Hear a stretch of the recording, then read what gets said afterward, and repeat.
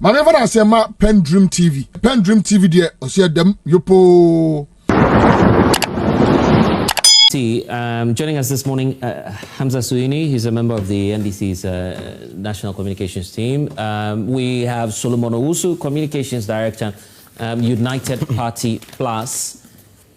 Where's it? NDC. Hey. 3 or 2. It's scandalous. Never in your life. Never in your life. I won't dream about it. Don't. Yeah. Okay, so you can add annex to him.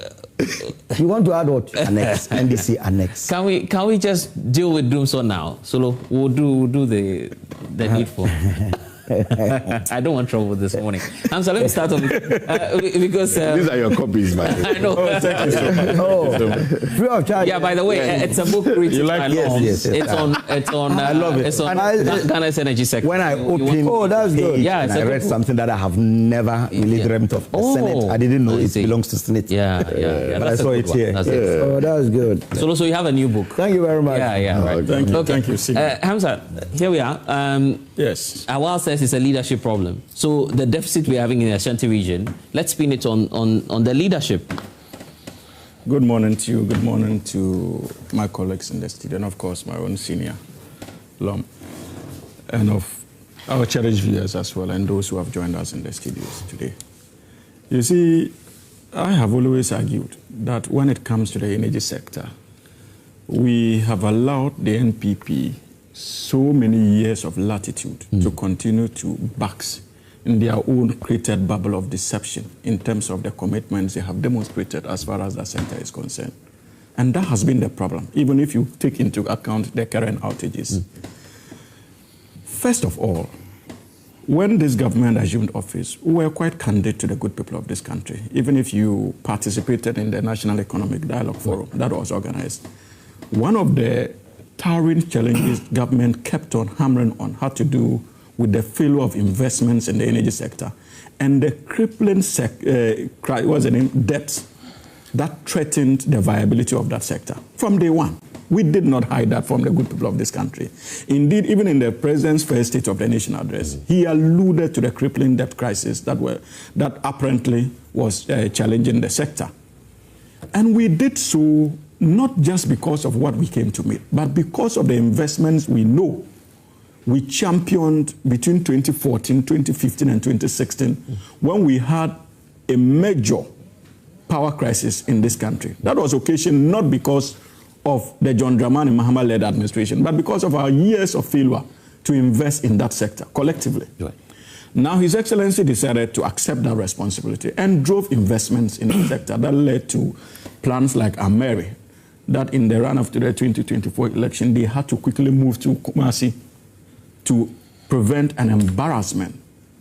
And I heard him make... Oh, that's what they were doing? Of course. Without Ameri, Kumasi would have gone through the whole of 2024 with intense power outages. But thanks to the investment architecture that was built under the NDC regime, they were able to rely on that. Now, you see, to the current outages, unlike them, despite the challenges we enumerated upon assumption of office, we accepted responsibility and we moved swiftly into action. Apart from the generation capacity that we drove, we also ensured financial sustainability and viability in the sector through the introduction of ESLA. So one aspect of it had to do with generation, another had to do with ESLA in terms of the financial support for the sector. Progressive thinking by His Excellency John Dramani Mahama at that time. Upon assumption of office, these guys, apart from their failure to invest in generation, they also depleted and abused proceeds that were meant to come in from ESLA to deal with the financial challenges. Abuse, you say? Of course, they did. Remember that they collateralized it, ESLA, and got in excess of about 10 billion Ghana cedis, and only succeeded in using less than 4 billion or so to pay BDCs. Where did the rest of the 6 billion go? And it has been collateralized for 30 good years. And we raise these red flags. And when you speak with them, they say, oh, for 8 years, we're able to ensure a stable power supply. That is another lie. You see, You did not experience intense form of power outages during the 8-year period that they were in office because of the investments we did, which ended somewhere in 2016. Remember when they assumed office, they were making noise about excess capacity because the government had invested so much and projected for our demands in the future that they did not understand and decided to brand as excess capacity. But when the reality began unfolding, they saw the need of that excess capacity and they had to rely on a chunk of it to cope up with the increasing demand in the country. So they did not have to now conceive the idea of coming on board with new generational plants. You simply needed to unlock your excess to meet the increasing demand. That is progressive thinking. That is what governments ought to do. But when they came in, it wasn't just an issue of generation. The liquidity challenge was still there. But that is what I just indicated. Yes. We anticipated the liquidity challenge, but we provided a vehicle to deal with the liquidity challenge, and that had to do with ESLA. But because of the way they handled ESLA, they still had ongoing liquidity challenges. Because if you misappropriated funds that were meant to come from ESLA, definitely you have ongoing liquidity challenges. And that was the issue. And so if there is any leadership challenge that is causing Dumsor, then that leadership challenge emanates from the failure in policy direction when the MPP was in power. It cannot be as a result of the less than 2 years what's the name, presidency of His Excellency John Dramani Mahama. And so these facts ought to be carefully monitored. Again, we announced not long ago that we're changing transformers and that Ghanaians should expect some intermittent power outages in the process of doing so. Until the Akosombo Dam, and Senior Law makes references to it, with reference to that particular point. Until the Akosombo Dam, did we have this measure of intense outages, the fire outbreak? Absolutely not. We did not. But when the fire incident happened, we lost in excess of 1,000 megawatts of power. What that simply means is that whether we liked it or not, there would be intermittent outages. And that's why we experienced it. It was not simply because of the replacement of transformers that gave us that intense Dumsor last week.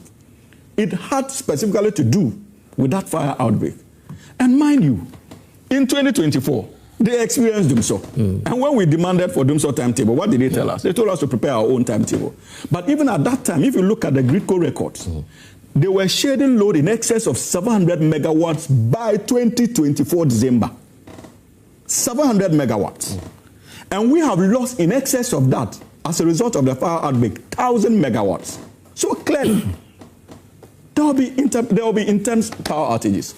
But thankfully, the minister responsible for energy has announced that they have been able to bring back all the 6 turbines. And so electricity is in a measured way stable as we now have it. But you see, I listened to the press conference of the minority side of the House last week. And for me, it didn't come to me as a shock.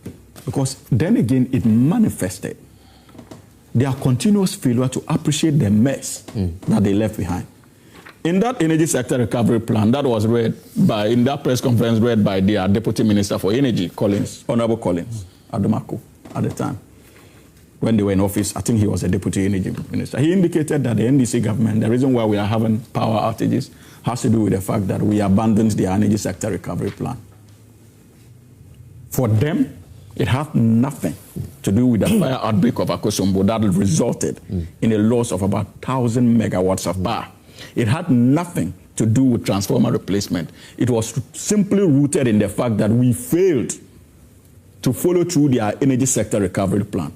And then it begs the question, does he even understand the contours or the foundational pillars of that energy sector recovery plan that the World Bank aided them to implement? Because it revolves around four fundamental things. One had to do with renegotiation of the IPPs. Upon assumption of office, this government, the first move we made was simply to renegotiate IPPs. And as a result of that renegotiation, we saved the country in excess of $250 million. Compliant with their so-called energy sector recovery plan. The second thematic area of that recovery plan had to do with revenue mobilization. And again, my senior made references to it. We fully implemented the cash waterfall mechanism that moved the annual revenue in terms of power generation revenues of ECG from about 90 billion to 1.67 billion, about 90% increment for 2025. 900 billion to 1.6. Thank you for the correction. Because of our full compliance, and that is the second plank of the energy sector recovery plan. In terms of technical losses, we even brought in new meters. Remember, they sat on these shoes and described it as Usain Bolt meters because they were running fast. Yeah, Awal was the one who described it as Usain Bolt. Precisely. yet, and this was strictly in compliance. This was strictly in compliance with their energy sector recovery plan. I see. And the IMF agreement they reached. The agreement they reached with the International Monetary Fund in terms of sustainability as far as the energy sector is concerned. They sat on platforms of this nature. So oblivious. This is not about leadership. No. It is basically not about leadership. You cannot say that the problem we are having in the sector has to do with the NDC's leadership. Absolutely not. Indeed, it is the NDC's leadership that is actually providing solutions to the mess that we inherited. And so for me, when I listen to the MPP speak on these issues, and mind you, even the final point has to do with what we call the renegotiation of, the reprofiling of our debts, the legacy debts, which is the fourth plank. We have been able to renegotiate that. Now the debts, the legacy debts, we have reprofiled it. Instead of it ending somewhere in 2024, it now goes into 2028. Right. Because of our commitment to that energy sector recovery plan. So when you listen to them, they can be forgiven to make all the noise because for many of our compatriots out there, the energy sector appears a bit complex. And so the MPP can be forgiven to get away with all the lies and deception that they threw in the fold. But the good thing is that we have a very committed government and a party that is committed to ensuring that we continue to provide education to the Ghanaian people, especially when it comes to such vexed areas of energy. And finally, my brother, you see, for us, the preoccupation is how to ensure a sustainable power supply. We've done it before. Okay. And we will not be distracted by the noise of the MPP. We appreciate the cost implications on businesses when there are outages. We appreciate the implications on the health sector. We appreciate the implications of that even on the transport sector. And not just that, even government revenue. And that is the reason why this government will be committed to it. But in doing so, the MPP must do the most honorable thing of just keeping quiet, knowing the mess that they submit in the sector. There's a conversation on the 500 million cities debt that the minority is talking about. Probably in the next round I'd ask you about it. But so let me pick your initial thoughts on the concern. I mean, you are a businessman as well. Have you been impacted by this recent outages? Obviously, you were impacted. Let me greet you and greet Fathers. Long thanks for the wonderful book. The packaging is very good. Yes. Our Ghana Energy Law and Policy. Yeah. I think it has to be recommended for every Minister of Energy so that you are well versed in this matter. And to our cherished university graduates who are suffering under the able leadership of baby boomers, those that went to university free of charge, but they are charging you. You must ask them questions. So, but you went to university for free too, is it? I didn't know, I paid. Okay, you paid. It was during our time that they started, we started Bobo struggle, you know. How did I do so? So you didn't take milk? No. I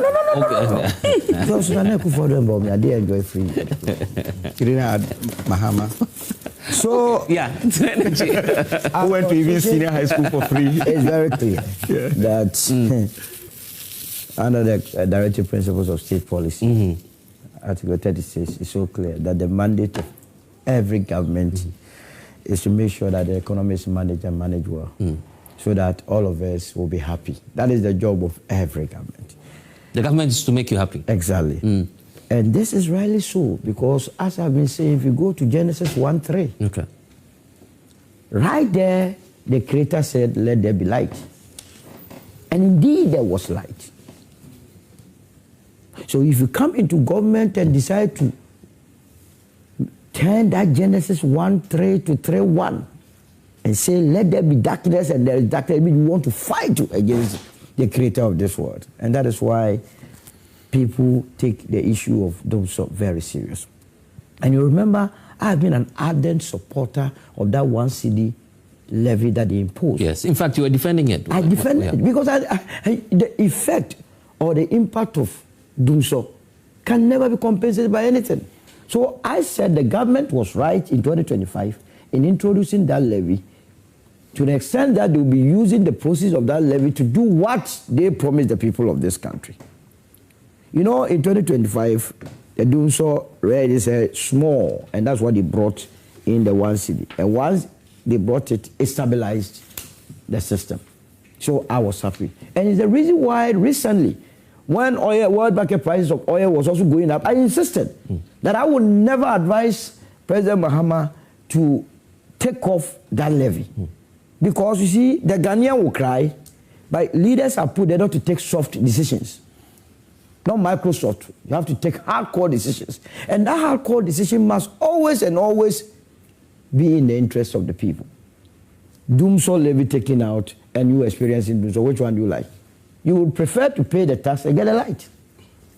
So to that extent, we were on the right side. Now, I can understand the difficulty of my brothers in the MP. I've said that opposition is a marathon. We have stamina. Not that we will not punch NDC hard. We know when to strike. But when there is nothing to punch, you don't rush to punch. Either that, but the time that you have the actual punch, nobody will see that point. So what are you saying? But the power generation had a challenge in the last. Which one is that? The power. Oh, those outages. There were outages all over the place. Beautiful. That's what I'm coming to. Outages. Yes.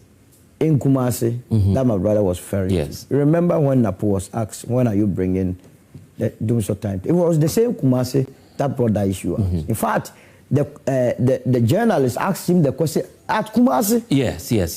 I recall. You saw the cheeky answer he gave to that journalist. Because he didn't have an answer to that. I guess he wasn't happy that we were asking for a timetable. Because he realized that where he was, if he had said anything otherwise, the people of Kumasi would have chased him. They would have chased him. You understand? And to even make matters worse, they have told us, they've been telling us the last couple of days that, in fact, they procured the transformers, which even makes the matter so worse. You procured the transformers for what? Tourist attraction or what? You were supposed to replace obsolete equipment with modern day transformers that could, as it were, take on all the major loads. Even this is true, because I'm getting contrary opinion that even the transformers that they claim they brought were not, all of them were not procured by them. Oh, Solo. That's what I heard what's your spokesperson for the energy ministry. What's the name? Roxin or so. I heard him say if he's lying, I'm lying. Okay. But I have no business. So you have no evidence on that. Yes. Let's proceed. So they refused. That is evidence. He gave the information. Yeah. But granted, they even brought it. Why didn't they replace the transformers? Because they realized that if you decide to replace transformers, definitely there will be some load shedding. And they didn't want to be associated with that. Remember what? I was in the MBB. No, but if you just oppose that with what Napo said at the time, he said there was doom CACA. What is the meaning of doom CACA? They were fixing the challenge. So if you're telling us that there was no replacement at the time. So between 2014 and 2016, we're not fixing the challenge. Now we named it Dumsor. I mean, some of these jargons, forget about it. But the beautiful thing is that they shot themselves in the foot. I mean, the MPP. By even going to the extent of composing a song for this situation. And that's why I started by telling you that opposition is a marathon. You must have stamina. Here is a government that has come into office trying to fix your mess. And we are all seeing it. We must be doing politics that is truthful, honest politics. You understand? Yeah. You know very well that Akosomo, the control room got bent. And they were telling you that they lost 1,000 megawatt. If I were them, just like the UP has been doing, we would rather wait for them to fix that 1,000. So why do you want to decide for the MPP what they choose to? They are destroying the business of politics. I mean, they are making our work in opposition very difficult. So difficult, because when they speak and we speak, it's as though we are at each other's throat, which must not be. There has to be a clear-cut strategy. Why wouldn't you look at it this way? If the NPP had not come out, why did they come out to they wouldn't have held, the government to... We are rather holding government accountable. We told the government that, look, fix it. It's your problem. You are now leading the charge. So the Minister of Energy came and addressed us and told us that, look, they were fixing it. Has it not come back to tell us that they have fixed it? What did the MPP do in this whole matter? Yeah, because they raised the... They never raised anything. They are worse off. They left a debt of 68 billion in the energy, in the electricity sector. So one was expecting that out of this 68 billion, you would see what we call generation infrastructure. Rather, there is nothing to show for it. They were only procuring cables. And I've been telling Hanza and their people that your inability to go after all those that looted is why you are suffering today. You feel the sabotage in the system? Oh, no, I mean, they just created the looted. But these people must go after those that did. I remember, PricewaterhouseCoopers carried out an audited report on ECG in 2024 when they were suppressing income generation. That whereas they were reporting to the cash waterfall mechanism that they were generating 10.4 billion, their bank statement showed that they were actually generating 15 billion. So right there, somebody has pocketed 55 billion. So this must be investigated. Now, even what makes it worse... You don't know that for a fact. But if you are generating 15 billion, you see, sometimes don't let anybody confuse you with any technicalities. Okay. You collected 15 billion. Yes. To pay your debt. You came to declare to me that you got 10 billion. So where is the 5 billion? You tell me. Probably a mistake. Which one? They have not come to... Transpositional errors. Now. If they come back to tell us that it was a transpositional error, then we will be dealing with that. But even worse off, the 10.4 billion that they declared to cash waterfall mechanism, they actually pay 6.5 billion. Right there too, a deficit of 3.9 billion. Do you need any superfluous brain to go after people in there? Their own butcher, Afenyoden, in Parliament. You mean the minority leader now? Yes, the minority. He told us that, look, cable stealing is the commonest thing that you could find at ECG. I think you said that? You didn't hear him? No, I didn't hear him. In Parliament? My goodness. So that stealing was the easiest? Oh, so, you know when we were complaining about the missing containers? Yeah. Mr. Speaker, it's the commonest and the easiest thing. No, I thought he was trying to demonstrate how over the years that including his son, so we are all so right there should have been a commission of inquiry for him to explain, to account and to prove. Absolutely. Okay, right. But we did not do that. You understand? So when you have such political party that has created a mess in the sector, come to us and tell us that, look, these people are supposed to do what is right. It sometimes baffles our mind. What we have to do as a country, first of all, this administration, they have declared a 24-hour economy. Yeah. You cannot achieve that without power. You understand? So therefore, we don't need anybody to advise them to increase our generational capacity and also upgrade existing infrastructure. There has to also be a correlation between our development and our energy needs. In Accra here, you go to Kaswa and even East Legon Hills area, the way developments have sprung up.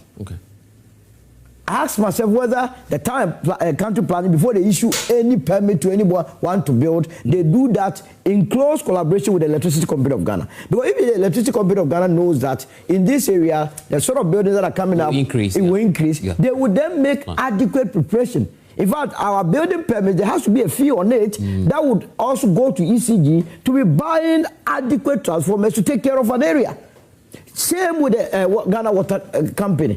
But there is that disconnect. That disconnect. All right, Lomba, that's your area, I believe. But let's tie that into the issue about the debt, because that's what I want to find out from all of you. The minority is now making claims on, is it 500 million? Yeah. 500 million. Where's that debt coming from? Does it even exist in the first place? And the specific debt, I'm not sure. Which one is the 500 million? IPPs. Yes, and then 200 million. That debt is much bigger than that. But as I said, if you look at historically... I think they're trying to tie that to this government, that just upon coming into office alone. I think 500 to the IPPs, 200 to the... Yes, they're saying it's a fresh fresh. That cannot be. That's their claim. No. Wait, China, Well, Africa. so The minority in parliament. well, I haven't heard specifically what the 500 million is in reference Yes. to, so I'm not sure that's what it is. But as I think I alluded to earlier on, the energy sector has legacy debt, which has existed for years. I mean, you know, we've got... But this one that they are talking about, they claim it's fresh. They're tying that to government. I don't know when that... Oh, we just played the tape. We can get that for you again. But that's the claim they are making now. And then I'm sure maybe Awal has... Maybe he has more. Awal, you have the figure? Yes, it's to the IPPs. Oh, okay, so where is that figure coming from? The IPPs have supplied, and they are supposed to. The government is supposed to pay. Right. So that's the explanation you have for that. So is it? The source of that figure, where is it come from? Are you shocked? Are you shocked? No, but you have to ask where the source of. Okay. Which one is the right? So as to whether there's a $500 million debt that has accrued fresh. Yeah. In other words, from 7 January 2025 up to today, I cannot confirm that figure. You doubt the range, if it like 500, they say. Well, okay. But let me tie it in this way. Right. First of all, we already had, or we've discussed, I'm sure, variously about the collections. And I mentioned the fact that the reason why we or at least one of the reasons why we have a significant financial challenge in the sector is because collections don't match up to. And I tied it to the fact that presently the cash waterfall mechanism is delivering better in terms of paying to the stakeholders. Right. But there's still a challenge. The challenge is that, and I'm sure you know this, about 25% of power that is generated, which is ultimately supplied, is lost. Right. That is the losses that come with the system. And in that losses, we are talking about 10% for technical and 15% for non-technical, which we call commercial losses, which in plain language is theft or some form of diversion. So what it means is that if you generate 100 cedis worth of electricity, you're losing 25 cedis. You only be left with 75. So there is always a deficit. And we already have the legacy there, which means that we have debt already. And this 25 cedis will be adding, compounding. So how do you deal with it? You deal with it by, for example, like a levy, what we are calling the D-levy, for example, is one of the ways in which you reduce it. You have IPPs that have signed contracts with ECG and various off-takers. The terms can be renegotiated to make them better, which last year there was renegotiation of power purchase agreements to make them better in terms of terms, payment. So that is one of the ways. Apart from that, also, obviously, you need to fix the losses issue so that you reduce the 25 to 20, 15. Hopefully, you can get to maybe 5% because as for the technical, there's no way you can avoid it 100% and so on.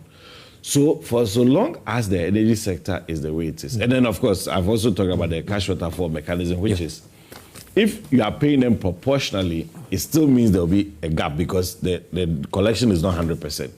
So no matter what, even though we are clearing debt from the past, there'll still be debt that is accruing. So it's about how effective, and that will be because of the system, how it's the system is and all of that. So it's about how effective your mechanisms are. And I mentioned, for example, in the last budget, in terms of reduction of payment of the legacy debt, a significant portion, or at least what was done last year was a more significant reduction of the debt than previously. That's one. Besides that, also, one of the things that secures the energy sector financial arrangements is the guarantees that you get from institutions like African Development Bank and so on, which essentially is an insurance backing payments, which are depleted essentially to near zero, which means that you couldn't fall on it. That has been fully paid up as well. So beyond that, I'm saying that it is always the case that some debt to be accruing, but the debts historically have been within some ranges. So you see that in the past, we've had maybe Chamber of IPP issue statement that if you are not paid by this day, we'll just go. It doesn't mean that even when they are not issuing those statements, they are not being owed. They are owed, but the servicing of the debt yes, the is servicing and better. then the level of payments and so on. So for so long as the payments continue, at least the IPPs are kept at bay. So if today we are saying that IPPs are owed 500 million, 700 million, I don't know how much specific amount figures we are talking about. It is not a novel thing. It's not new. Let me take your thoughts on privatization. Is this the time that we needed much more? Because we've been there before, don't forget. Yes. Not privatization wholly. Okay. My personal view is to do participation, private participation. And I think a lot of the conversations that have gone around this matter in the last decade have also been around that point, which is private participation. So, for example, the PDS deal that did not go through eventually was a participation. So ECG was still in the picture, owning the distribution assets and handling maintenance and so on. But then PDS was to take over the operational, commercial aspect of it.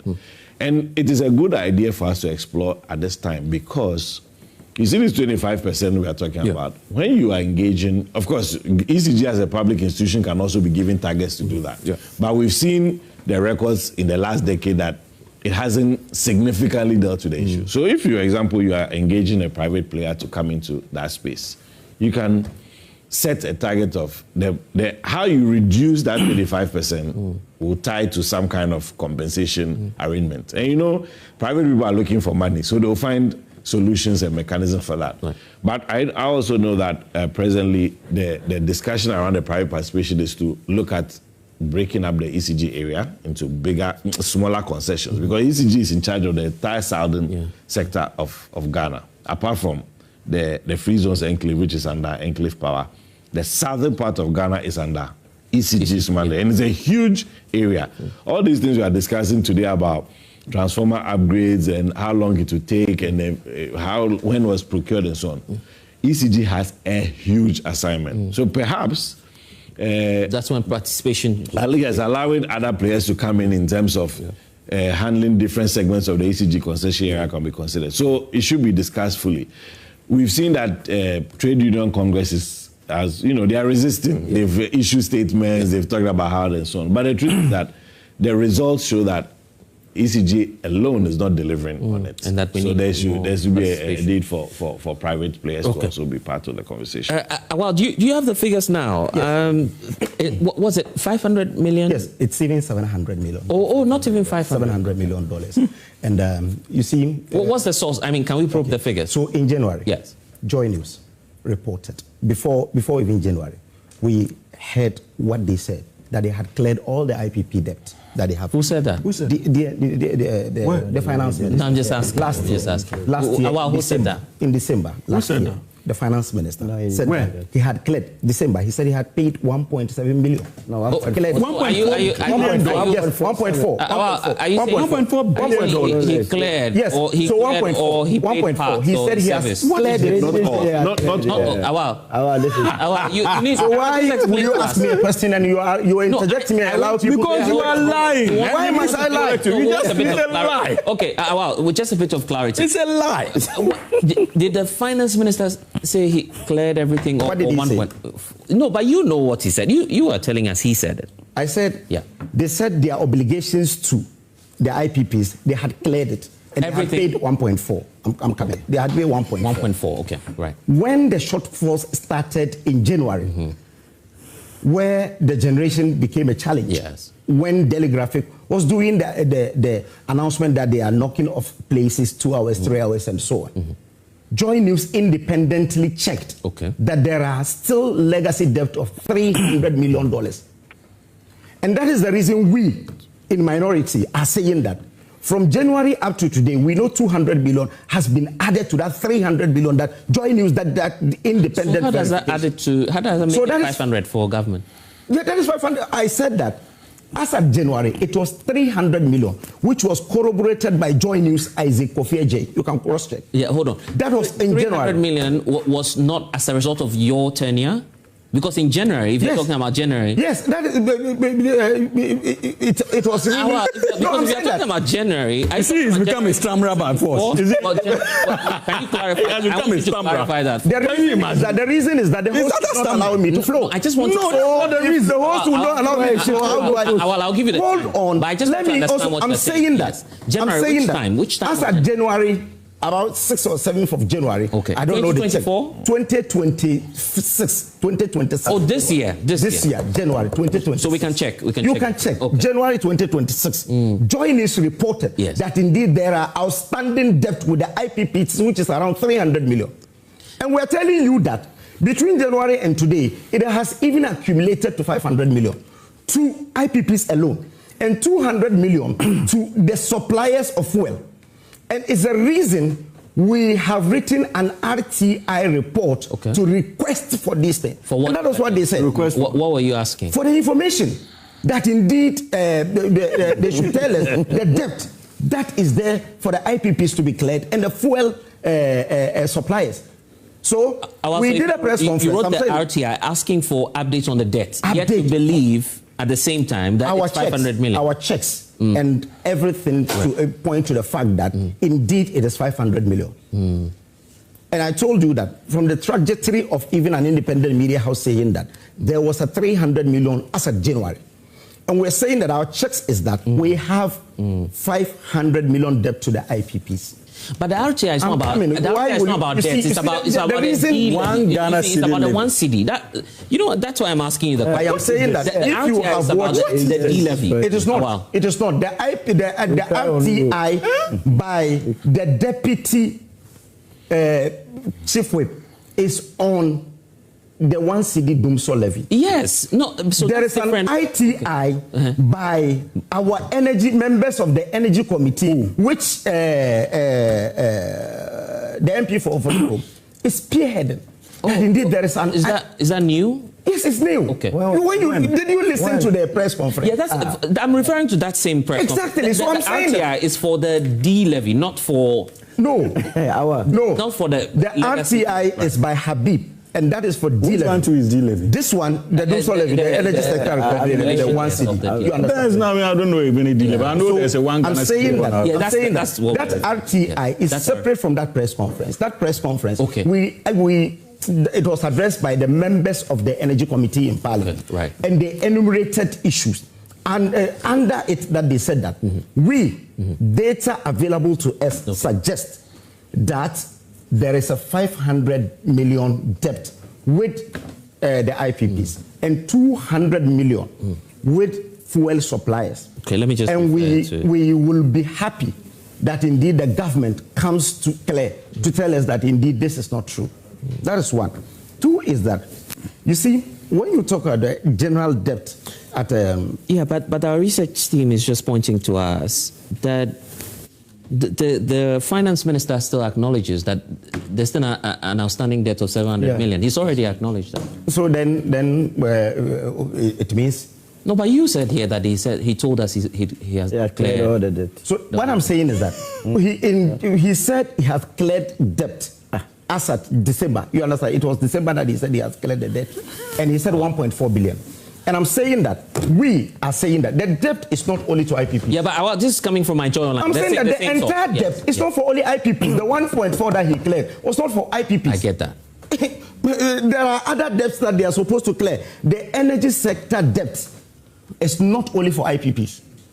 It's not only just the IPPs that you pay the energy. Awal, so if we should believe your figure, no, and Awal, come down when I ask the questions, okay? I'm just asking questions so that you. Don't allow Awal to gaslight you with this. When he's losing the match, he pretend as though something. At least he's not a baby boomer. Just allow him. What are we talking about here? No. Hamza has raised a lot of issues. I want to even address those. But you use the whole time.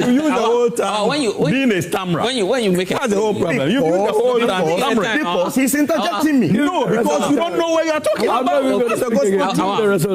You don't even understand the sector you are speaking on. That's why you are being a stammerer. That's true. That's the whole point. If you have, this is my question to you, and I will interject you. Okay, if indeed you have control over the figures, why are you doing this to our? How do we have control over the No, figures you said when we are in opposition? No, you said you What we're believe that saying is that 500 million. our information. But let me ask the question so that you respond. I'll stop Solo and everyone. My question to you is, Awal, if you are confident that the debt accrued now is 500 million, why are you still writing an RTI to seek for full disclosure on the 500? Yeah, because the person holding the entire document is the Ministry of Energy. Okay. They will give. We are saying that we in opposition are raising issues. And the issues we are raising is that there are 300 million from January, and by now it has ballooned to 500 million to the IPPs alone.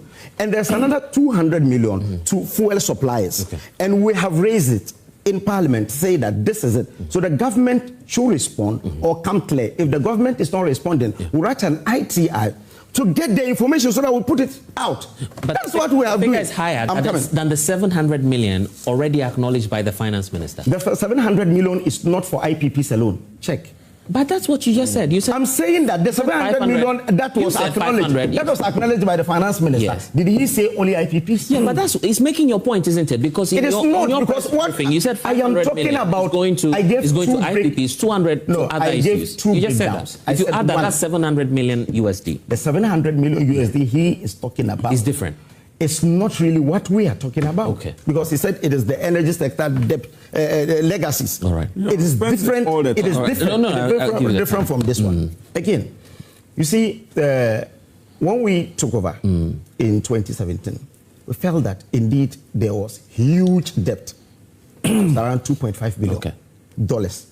That was the debt we met, and we met the Energy Sector Recovery Levy Act. And we're supposed to implement it and take their monies.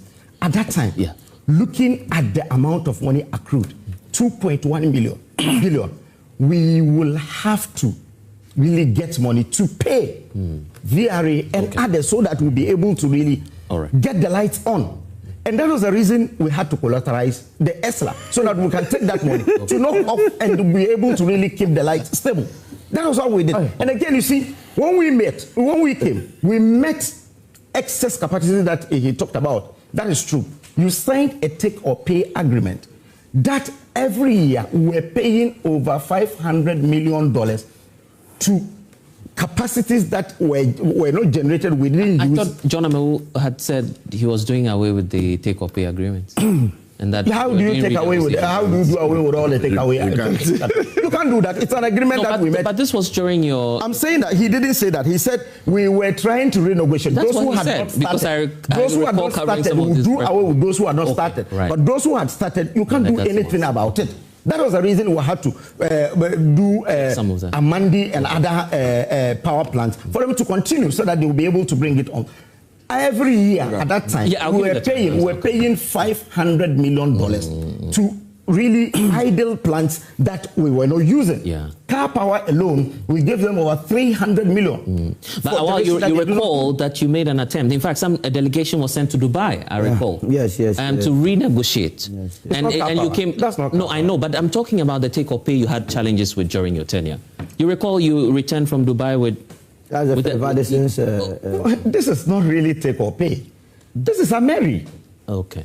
Mary came in as an emergency plan. All right. Okay. Let me you understand? So we felt that it was just on the high side, and we decided to renegotiate. It has nothing to do with the IPPs. Okay. And again, let me just bring in Hanza, then I'll come back to you. No, come back. Okay. Yeah. Are you giving all the time? He wants to learn. Let him learn so that. Yeah. I'm saying he said that we did not do a lot of. No. So just when we came in, our problem was not generation. We felt that it is distribution, and why was it not generation?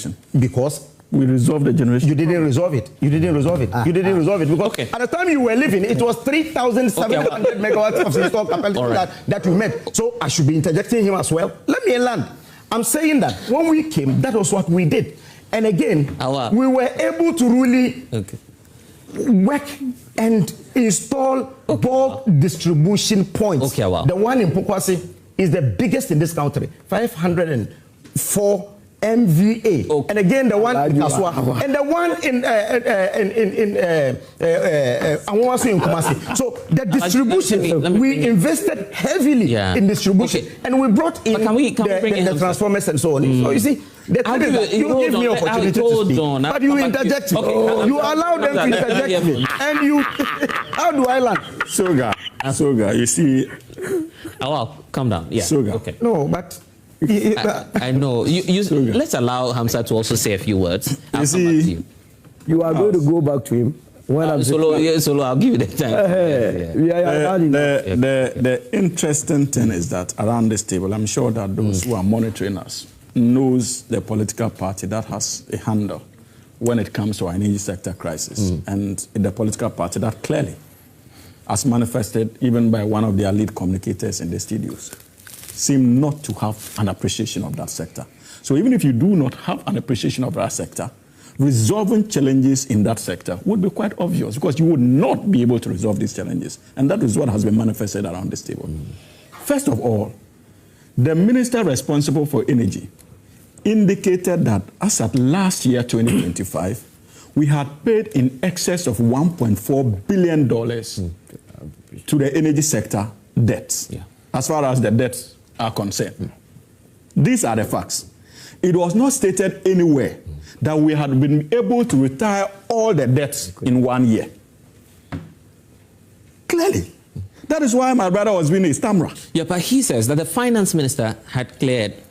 No, but you just indicated that even the finance minister and even their own press conference held by the minority, they are not claiming that the finance minister had indicated that he had cleared all. Awal is saying that. It is Awal who is projecting these lies. And that's the point I'm making. It's an obvious lie. No.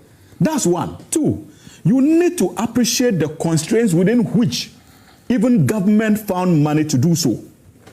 We have done so at a time that we're even still locked out of the international capital markets because of the reckless management of the economy by them.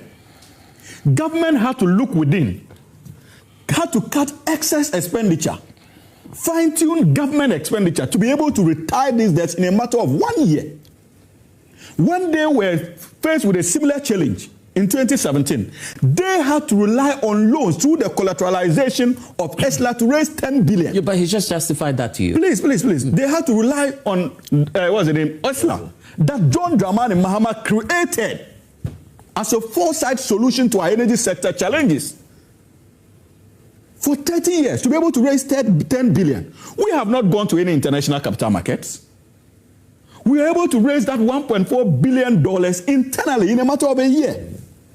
Prudent management of the economy, even reflecting in the way we are dealing with the cost as far as the energy sector is concerned. But if you build up 1.4 and you still owe, as they're saying, minority saying now, 500 million. Don't let us engage. PENDREAM TV. Now, so far so good. Say open online portal e Ghana. Nipa share, nipa follow, nipa comment here. To my best of knowledge, without any biases, PENDREAM TV.